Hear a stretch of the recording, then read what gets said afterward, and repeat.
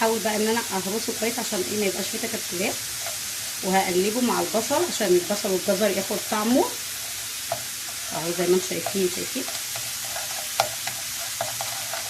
اهو كده خلاص. هو كده خلاص داب، وهرسته فيه كويس قوي اهو شايفين كده. اقلب كله بقى كده عشان كله يتطعم.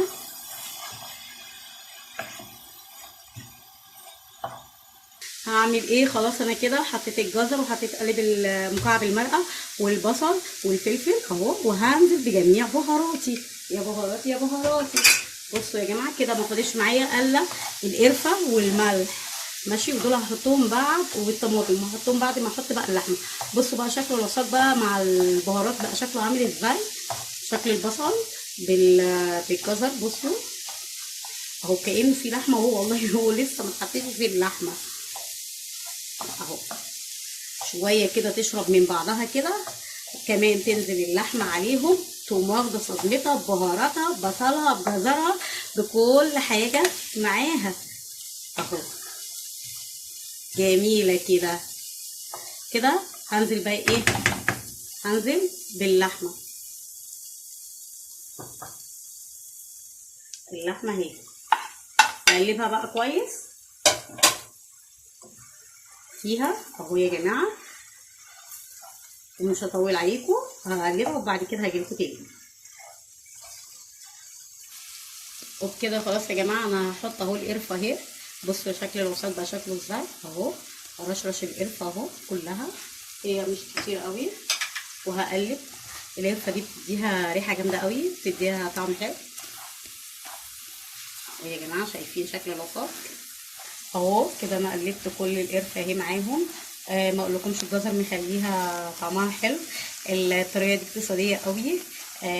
وهنعمل، انا طبعا مش هستخدم الوصفات ده كله النهارده في الوصفه بتاعت النهارده، انا هقسمه على مرتين اهو يا جماعه. بشيله بحطه في كيس في الفريزر، في اي وقت بستخدم بقى منه بسهوله، بيكون عندي عصار جاهز. طب انا دلوقتي هعمل ايه اهو؟ هنزل بالطماطم المبشوره، هي كده صفت ميتها وهي اللي هتسوي العصار ده. بصوا انا بشرتها مش ضربتها عشان مش عايزاها تبقى كده حاجه سايله وخلاص اهي، هي بس هتدي تطعيمه مش اكتر اهو. والكبابه الصيني بتبقى حلوه قوي في اللحوم يا جماعه. هاتوها، والحبهان المطحون والورق اللورا اهو زي ما انتم شايفين. طيب كده العصاج بقى ناقصه معانا ايه؟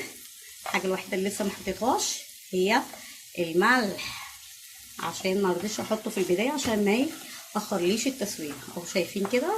انا كده يعتبر العصاج عندي خلاص، بس هو ياخد ثانيتين مع الطماطم اللي اتحطت دي، واحط له الملح وشكرا على كده، وهيبقى احلى عصاج. تاكلوه وتجربوه وقولوا لي رايكم فيه. هحط الملح وارجع لكم. كده العصاج بتاعنا انتهى يا جماعه، حطيت ملحه وظبطته. بصوا ما فيهوش ولا نقطه ميه اهو. بصوا شايفين البتاع فاضيه اهي كده. جميل، امشوا بالخطوات دي.